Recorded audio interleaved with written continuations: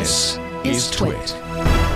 I'm going to give you a rapid review of the OnePlus Buds Z, which I happen to have right here. So I don't know if you heard about the Buds Z. These are the wireless earbuds that OnePlus released a couple of weeks ago. I think they finally went on sale, and I've been using them for a couple of weeks now.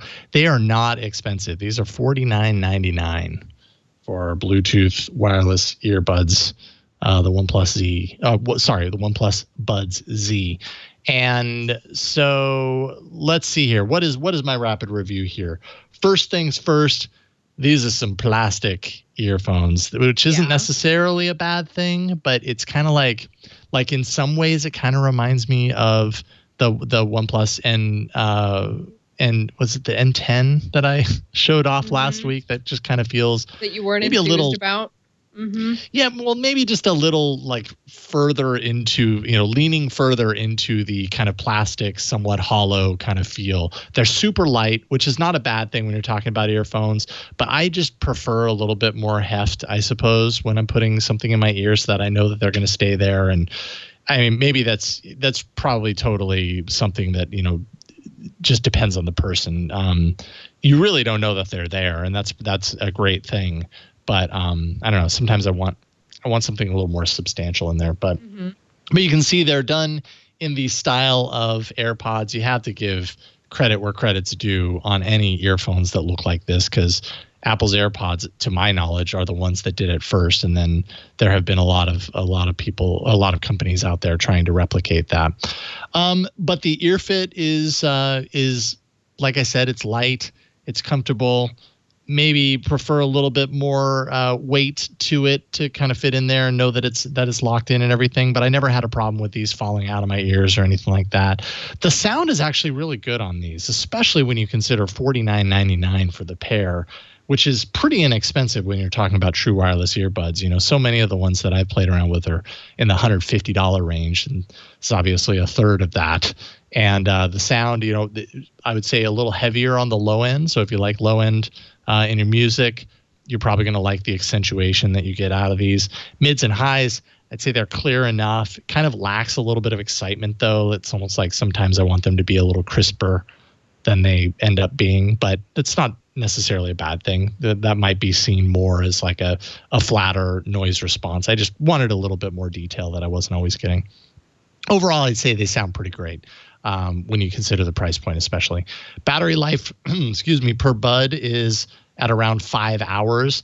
And I mean, I'm just at home using these things for bits at a time. So I never found myself in a position where like it died on me because I'm always keeping them stored in the case. The case keeps another 20 hours of charge.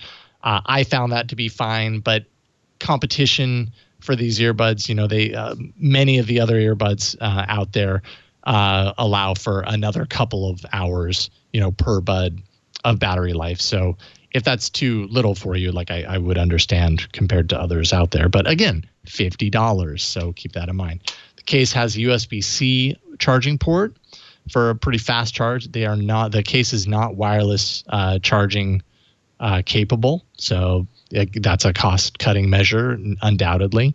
I will say about the case, like I feel like a case on these things is pretty important. You want it to be sturdy and durable because you're taking these around with you. And the lid it kind of just feels a little delicate, like it's a little plastic hinge that I could just see one wrong move, and this case is looking like Frankenstein potentially. So keep that in mind. You want to be really fragile with it, or very careful with it, because I just get the feeling that it's kind of a fragile case from that perspective. One missing feature is very expansive tap controls. A lot of these earphones, they have different detailed programming methods of programming different tap controls for turning the volume up or, skipping tracks and everything. And here it's somewhat limited. You have to double tap to skip to the next track or answer a call, and you tap and hold to reject a call or turn it off. And that's kind of it by default. So, volume changes, I had to turn to my phone. If I wanted to pause my music, I had to pull this out of my ear. It does detect that, but it'd be nice to be able to just reach up and tap it to do that. But again, I'll keep coming back around to this. I think that's a trade-off that I'm willing to give it because it's only $49.99.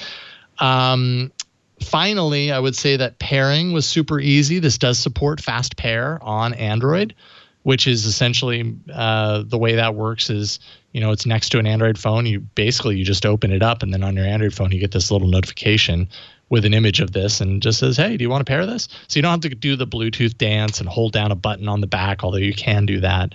You shouldn't have to, though, and it paired very easily for me. So overall, I'd say $50, kind of the right price point for these earphones. And, sure, in some ways they feel a little hollow, kind of on the cheaper end, but they deliver on the sound for the most part and comfort. And so I think they're worth checking out. A good stocking stuffer since we're so close to the holidays. It's the OnePlus Buds Z. I should probably put one in my occupied ear just so that you can see it. I mean, as far as like the form factor, like this is not my preferred method of in-ear wireless buds. Like the AirPods thing will forever look weird to me. The little stem, it just always does, and I can't get over it. I realize everybody else has probably gotten used to it, but I still haven't. But hey, if that's your bang, then there you go. OnePlus Buds Z. Buds Z.